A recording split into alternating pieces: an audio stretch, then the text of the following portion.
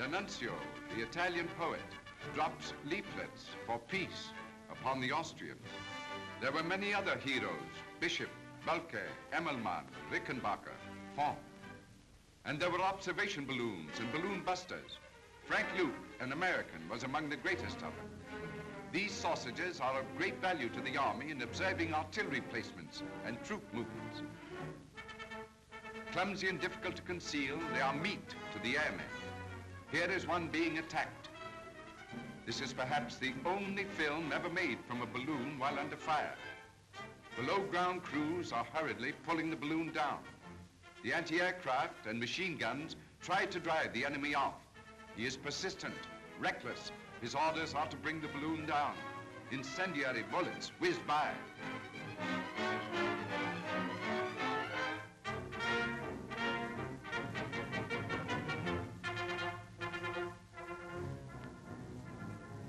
But he has lost his flight. Down, down, out of control.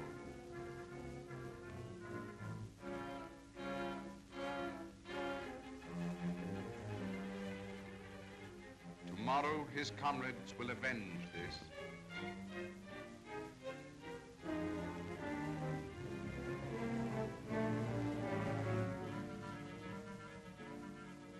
Bombers, Italian make.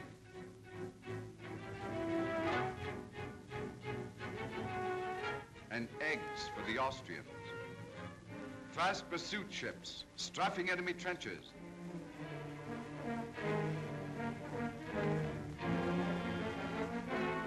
Dog fights in the clouds.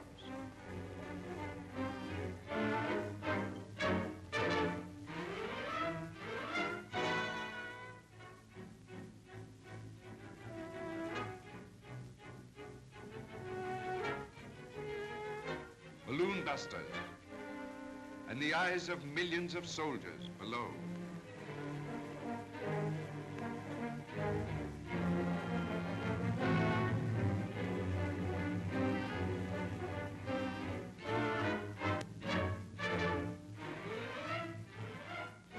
The Germans believe that bombs over London will weaken the will of a populace.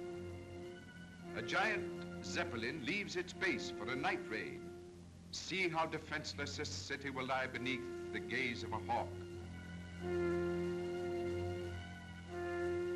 Passing over the North Sea, her course set for London. She arrives at midnight.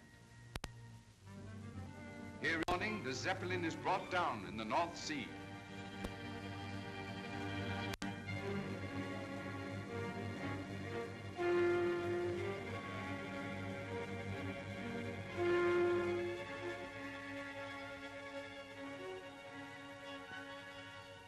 With fighting at a standstill, the German High Command resolves to starve England. Submarines will wage unrestricted warfare, sinking all supply ships bound for the British Isles. Aboard the submarines are cameras. They will make records of these sinkings. Here is their first victim. The command is given. A fugitive and the ship makes her last cruise. There are many U-boats out. Thousands of tons of shipping are destroyed weekly.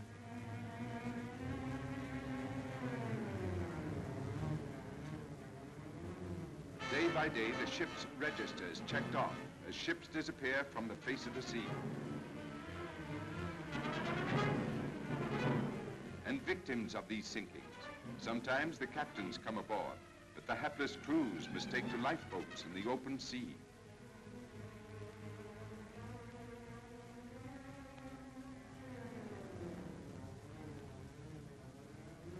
Cunningly, the U-boat commander sends out an SOS. He will then submerge and wait for the rescue ship, and she is rewarded with a torpedo.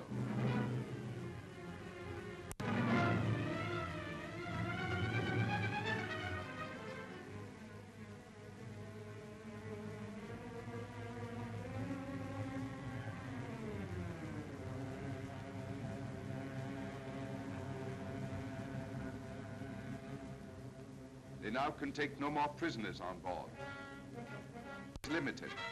It is better to sink defenseless ships by deck guns.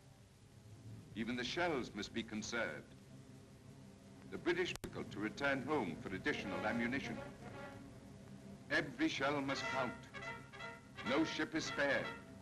Even helpless sailing ships surviving from another day. A crew is ordered off, and to save ammunition, one bomb will do the work. With sails set, she goes to join the old fleet.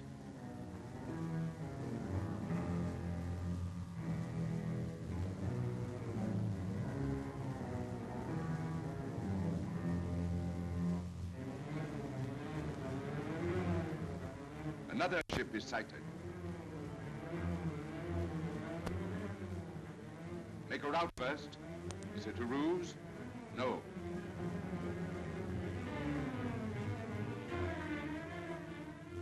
Stand by.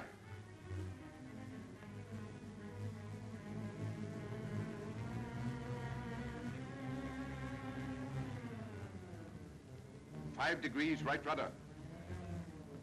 Stand by to let go torpedoes. Let go.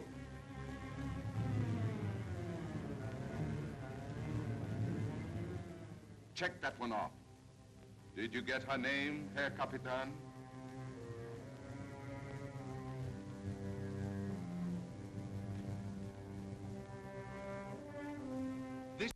These are no peaceful sailors. They will wait defenseless until a submarine comes to the surface. Sides are dropped from the guns, and a U-boat is put out. Another Q ship gets the drop on an undersea radar, and it surrenders with all hands.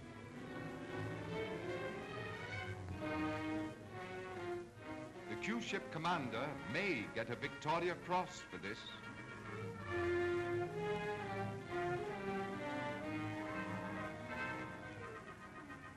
But there are many submarines dogging the sea lanes, and the sinkings go on. A tramp steamer gets a torpedo fired from point-blank range.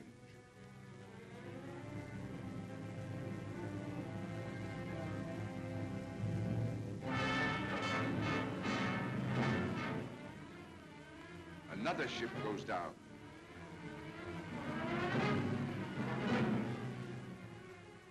And another. Even passenger ships are not spared.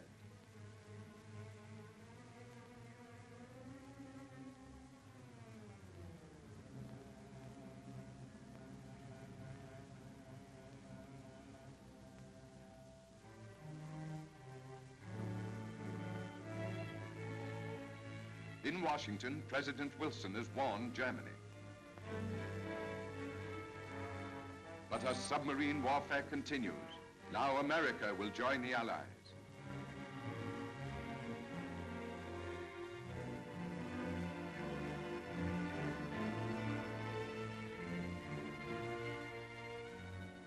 A brigadier general is summoned to Washington.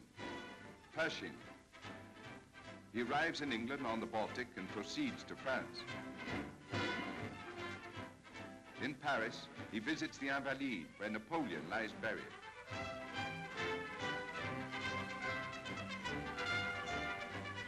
The Secretary of the Navy, Josephus Daniels, and the Assistant Secretary of Battleships to the British. Admiral Sims commands America's naval forces in Europe. British Grand Fleet at Scapa Flow.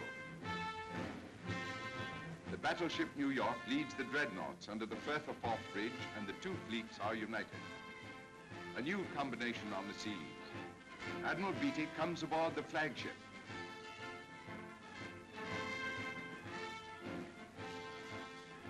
And Admiral Rodman leads the crew in cheers.